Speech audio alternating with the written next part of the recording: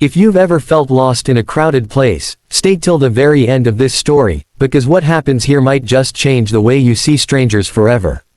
And if stories like this touch your heart, don't forget to like the video and subscribe to the channel. It truly helps us keep bringing these powerful stories to you.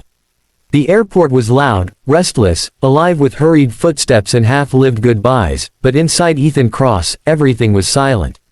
He sat alone near gate 47, a tailored suit wrapped around a man who hadn't slept properly in years. CEO of a global logistics empire, his face was known in business magazines, but in that moment, he was just another lonely man staring at departure boards that kept changing destinations, as if mocking him. He wasn't waiting for a flight. He was waiting for something he couldn't name. That's when a small voice broke through the noise. "Are you lost too, mister?" Ethan looked up. A little girl, no older than 7, stood a few feet away.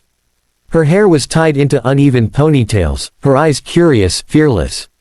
Behind her stood a woman, clearly her mother, watchful, tired, protective, yet allowing her daughter the tiny moment of bravery.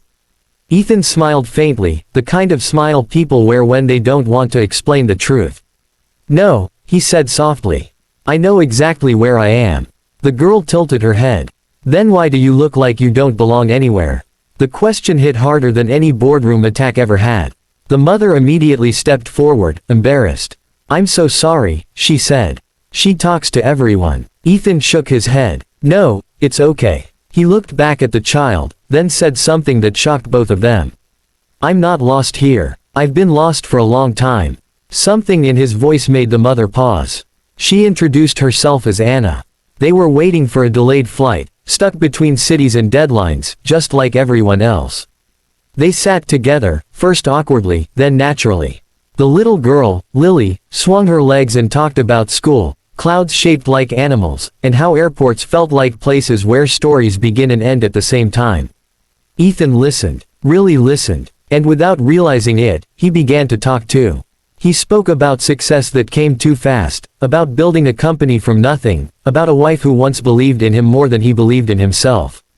He didn't mention how cancer had taken her quietly, how the hospital room still visited him in dreams, how after her death, he filled the emptiness with work, meetings, acquisitions, anything but feeling.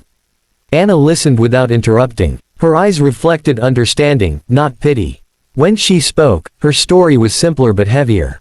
A single mother. A life rebuilt after loss. Jobs taken, jobs lost.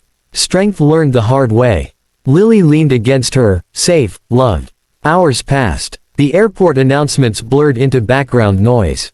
For the first time in years, Ethan didn't check his phone. When the boarding call finally echoed, they stood. Anna smiled politely. "It was nice meeting you." Ethan nodded, feeling something unfamiliar tightening in his chest. It was more than nice. As they walked away, Lily turned back. "Mister," she said, "I think you found something." That night, Ethan didn't go home. He went somewhere else, an old, forgotten place in his memory. Years ago, before the company, before the money, he used to train at a small underground fighting club. Not for violence, but discipline. Control. Survival. It was where he learned to stand back up after being knocked down. The next weeks, he returned there.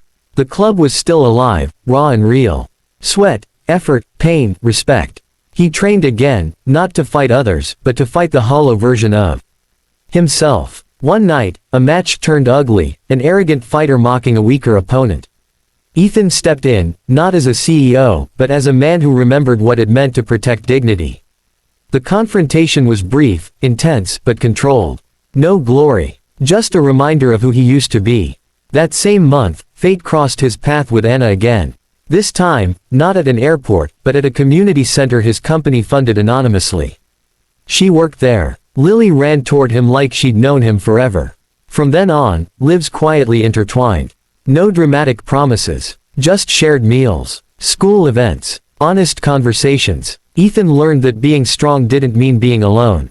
Anna learned that accepting help wasn't weakness. Lily reminded them both how to see the world without fear.